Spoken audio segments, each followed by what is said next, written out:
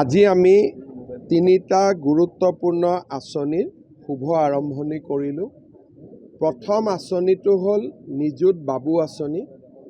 এই আঁচনিৰ অধীনত অসমৰ মহাবিদ্যালয়সমূহত যিসকল ষ্টুডেণ্টে ডিগ্ৰী নামভৰ্তি কৰিব বা এই বছৰ ফাৰ্ষ্ট ইয়াৰৰ ষ্টুডেণ্টখিনি তেওঁলোকে মাহত 1000 টকাকৈ লাভ কৰিব আৰু যিসকলে পোষ্ট গ্ৰেজুৱেশ্যন পঢ়িব তেওঁলোকে মাহত 2000 টকা লাভ কৰিব।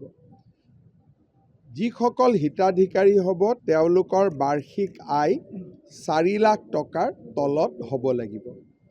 আজি আমাৰ অসমৰ বহুত ছাত্ৰসকলে এই নিযুত বাবু আঁচনি লাভ কৰিছে। নিযুত মইনা আঁচনিৰ সফলতাৰ বাবেই নিযুত বাবু আঁচনিৰো দাবী আহিছিল।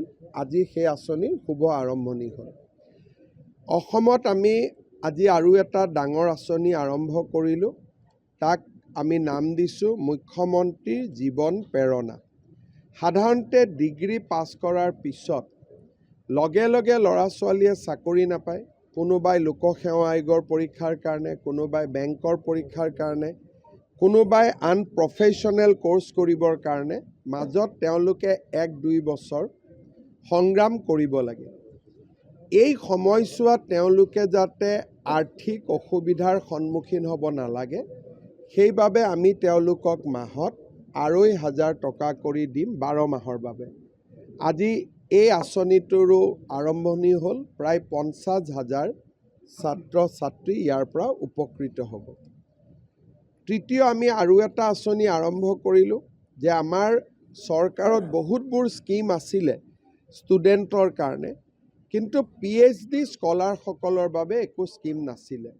সেইকাৰণে আজি আমি PhD স্কলাৰসমূহক 25,000কৈ টকা এককালীন এটা সাহাৰ্য দিছোঁ। যদি কোনোবা বিশেষভাৱে সক্ষম PhD স্কলাৰ আছে তেওঁলোকক আমি 40,000 টকাৰ এককালীন সাহাৰ্য দিছোঁ। কাৰ্যত যোৱা বিত্তীয় বৰ্ষৰ বাজেটত আমি যিমান আঁচনি এনাউন্স কৰিছিলোঁ প্ৰায়বোৰ আঁচনি আমি ৰূপায়ণৰ পৰ্যায়লৈ লৈ আহিবলৈ সক্ষম হৈছোঁ। আপোনালোকে নিজেও দেখিছে যুৱক যুৱতীসকলৰ মাজত এটা অভূতপূৰ্ব উৎসাহৰ বাতাবৰণ, যাক সাধাৰণতে দেখিব পোৱা নাযায়। জেনজি বুলি ক'লে আমি নেপাল বাংলাদেশৰ লগত তুলনা কৰোঁ। তাৰ বিপৰীত ছবি এখন আজি আমাৰ অসমত সম্পূৰ্ণভাৱে বিদ্যমান।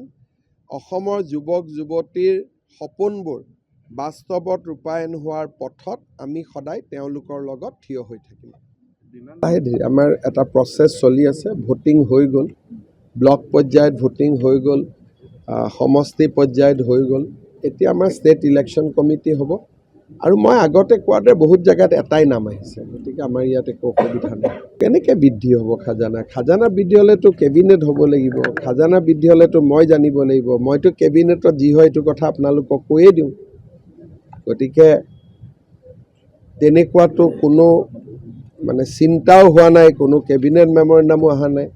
তো কোনোবা আৰু আজিকালি ওলাই দিয়ে, কিন্তু এইটো অসম্ভৱ কথা। যিকোনো খবৰৰ বাবে যোগাযোগ কৰক আমাৰ এই নম্বৰত 9181 307 2221।